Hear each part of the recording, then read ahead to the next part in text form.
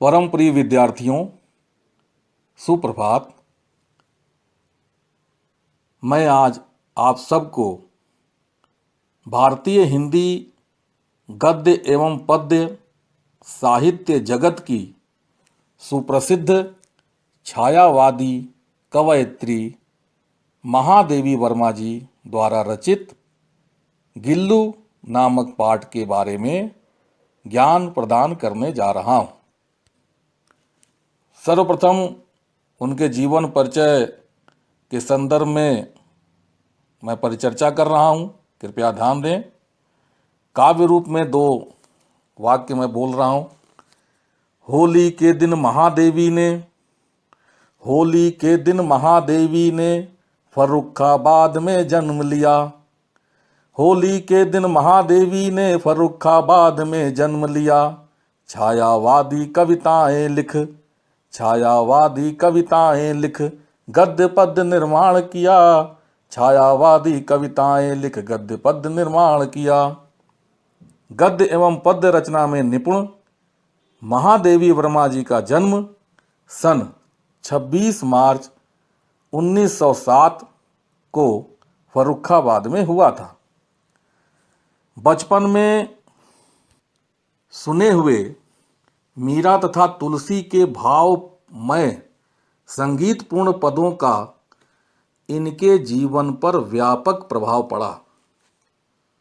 मीरा और तुलसी हिंदी पद्य साहित्य जगत के सर्वश्रेष्ठ कवियों में से हैं और उन्होंने जो भावपूर्ण संगीत पूर्ण शब्दों में अपने पदों को रचा था, तो उसे सुन करके महादेवी वर्मा जी अत्यधिक प्रभावित हुई थी।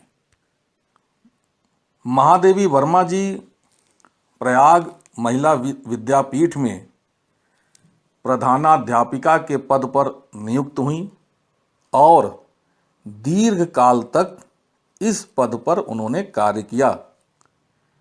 उनकी रचनाओं के अंतर्गत काव्य में यदि बात की जाए तो निहार, रश्मि, नीरजा, सांध्य गीत, दीप शिखा और यामा है। और गद्य में अगर कहा जाए तो मुख्य रूप से अतीत के चलचित्र, स्मृति की रेखाएं, मेरा परिवार और श्रृंखला की कड़ियाँ आदि प्रमुख रूप से है। अपनी साहित्यिक प्रतिभा के कारण से इन्होंने साहित्य जगत में अपनी एक विशिष्ट पहचान बना ली थी। बच्चों, आप सबको बताते हुए मुझे बहुत खुशी हो रही है कि इन्हें मंगला प्रसाद पारितोषिक सहित पद्म भूषण, भारत भारती तथा ज्ञानपीठ पुरस्कार से सम्मानित किया गया था। संचयन पुस्तक के प्रथम पाठ गिल्लू महादेवी वर्मा के मेरा परिवार नामक रेखा चित्र से अवतरित है। अर्थात मेरा परिवार नामक रेखा चित्र इन्होंने लिखा और उसी का एक अंश गिल्लू नामक पाठ के रूप में है। गिल्लू नामक पाठ में उन्होंने एक कोमल लघु प्राणी, सुंदर जीव गिलहरी के स्वभाव का मानवीय संवेदना तथा प्रकृति के आधार पर चित्रण किया है, जिसके बारे में मैं आगे परिचर्चा करने जा रहा हूं।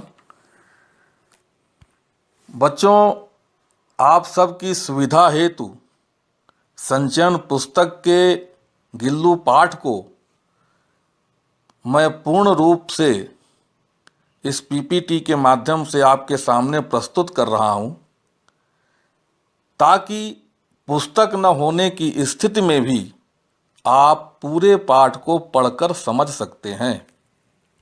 कहने का तात्पर्य यह है कि अगर संचयन पुस्तक आपके पास नहीं है तो भी आप इस पीपीटी के माध्यम से पाठ के समस्त वाक्यों को अच्छी तरह से पढ़कर समझ सकते हैं और शब्दों के अर्थ भी स्पष्ट रूप से दिए हुए हैं।